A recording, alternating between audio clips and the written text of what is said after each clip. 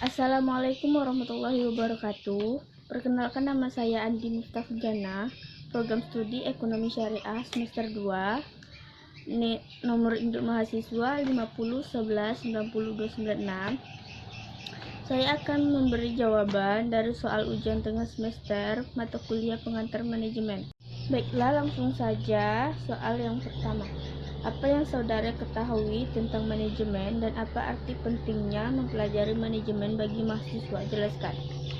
Baiklah, langsung saya akan menjelaskan tentang manajemen adalah sebuah proses perencanaan, pengorganisasian, pengkoordinasian, dan pengontrolan sumber daya untuk mencapai sasaran secara efektif dan efisien. Adapun pentingnya mempelajari manajemen bagi mahasiswa yaitu yang pertama, membantu kita membuat strategi yang lebih baik dengan menggunakan pendekatan yang lebih sistematis, logis, rasional pada pilihan strategis. Yang kedua, meningkatkan kesadaran kita akan ancaman eksternal sehingga kita akan terbiasa mempersiapkan rencana lain atas kejadian yang tidak diinginkan dari faktor luar. Yang ketiga, menciptakan kerangka kerja komunikasi internal dengan orang lain. Yang keempat, mendorong pemikiran ke masa depan, sebab dengan mempelajari manajemen, kita telah belajar menganalisa rencana. Yang kelima, menjadikan kita kooperatif, integrasi, dan antusias untuk menghadapi masalah dan peluang. Yang keenam, mendorong terciptanya sikap positif akan perubahan dalam diri kita. Soal yang kedua, andaikan Anda adalah seorang pengusaha yang akan mendirikan sebuah perusahaan, jelaskan tahapan tujuan perusahaan mulai top manajemen hingga low manajemen, dan jelaskan arti pentingnya manajer dalam suatu organisasi secara umum. Baik, Tingkatan manajemen itu terbagi menjadi 3. Yang pertama, manajemen puncak atau top level of management adalah tingkatan manajemen yang paling atas dan memiliki otoritas tertinggi pada sebuah perusahaan, organisasi, dan bertanggung jawab langsung kepada pemilik perusahaan. Adapun peran dari manajemen puncak atau top level of management yaitu yang pertama, menyusun dan menetapkan rencana perusahaan. Yang kedua, menentukan tujuan perusahaan. Yang ketiga, mengatur manajemen yang berada di bawah posisi manajemen puncak. Yang keempat, memanfaatkan sumber daya yang dimiliki oleh perusahaan. Yang kelima, bertanggung jawab atas semua yang dilakukan oleh manajemen di bawahnya.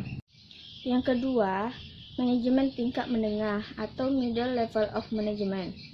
Adapun peran dari manajemen tingkat menengah atau middle level of management yaitu yang pertama, menjalankan perintah, kebijakan, rencana yang telah disusun oleh manajemen puncak. Yang kedua, memberi saran atau rekomendasi kepada manajemen puncak. Yang ketiga, mengkoordinasikan seluruh kegiatan semua departemen yang ada. Yang keempat, mempersiapkan rencana jangka panjang. Yang kelima, mempunyai keterbatasan tanggung jawab dan wewenang. Yang ketiga, manajemen lini pertama atau low level of management adalah tingkatan manajemen yang paling rendah dalam sebuah perusahaan. Manajemen ini bertugas untuk memimpin dan mengawasi kinerja tenaga operasional. Adapun peran dari manajemen lini pertama atau low level of management yaitu yang pertama, mengarahkan dan mengendalikan karyawan atau pekerja. Yang kedua, mengembangkan moral para karyawan. Yang ketiga, menginformasikan keputusan yang diambil oleh manajemen kepada para karyawan atau pekerja. Yang keempat, memberi informasi mengenai kinerja ataupun hambatan atau kesulitan, tuntutan ataupun hal lainnya. Yang kelima, menyusun rencana harian, mingguan, serta bulanan, tidak menyusun rencana jangka panjang. Adapun peranan seorang manajer. Peranan seorang manajer dalam suatu organisasi itu sangatlah penting karena keberadaan seorang manajer menjadi motivator bagi karyawan-karyawannya dan salah satu ujung tombak dari keberhasilan suatu organisasi. Soal yang ketiga, jika Anda sebagai seorang manajer sebuah perusahaan, langkah dan strategi apa yang saudara ambil dalam menjalankan dan mengamankan usaha di masa pandemi COVID-19 saat ini? Jelaskan. Baik. Merebaknya virus corona sejak akhir 2019 telah memberikan dampak signifikan terhadap perekonomian global. Bahkan telah resmi dinyatakan sebagai pandemi oleh Organisasi Kesehatan Dunia atau WHO. Virus corona semakin menekan kondisi perekonomian di berbagai sektor. Berbagai perusahaan mulai dari sektor manufaktur hingga pariwisata udah mulai merasakan kerugian yang disebabkan oleh virus ini. Ada 4 langkah yang perlu dilakukan oleh perusahaan untuk menghadapi fenomena wabah virus corona. Yang pertama, lindungi karyawan. Perusahaan tidak bisa lagi menjalankan bisnis seperti biasa saat ini. Merebaknya virus corona membuat perusahaan perlu melakukan beberapa penyesuaian dengan fokus utama melindungi karyawannya.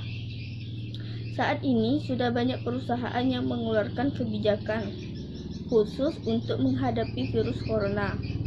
Yang kedua, membuat tim respon virus corona. Tim ini bisa dibentuk dengan berbagai tujuan, tergantung dengan kebutuhan perusahaan.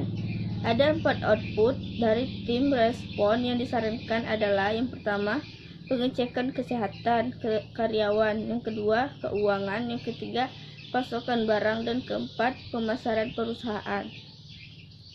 Yang ketiga, kaji ulang target keuangan perusahaan. Kinerja keuangan perusahaan diproyeksi akan mengalami banyak tantangan menghadapi virus corona. Oleh karenanya, perusahaan dinilai perlu mengkaji ulang target keuangannya. Pengkajian perlu dilakukan dengan memperhitungkan berbagai skenario wabah virus corona. Yang keempat, stabilkan pasokan. Permintaan terhadap beberapa produk tengah mengalami kenaikan akibat terhambatnya pasokan global. Oleh karenanya, perusahaan perlu memastikan apabila pasokan barang terpenuhi. Salah satu langkah yang perlu dilakukan perusahaan adalah mencari pemasok baru yang tidak terganggu distribusinya. Baiklah, sekian dari saya. Thank you for watching. Saya tutup. Wassalamualaikum warahmatullahi wabarakatuh.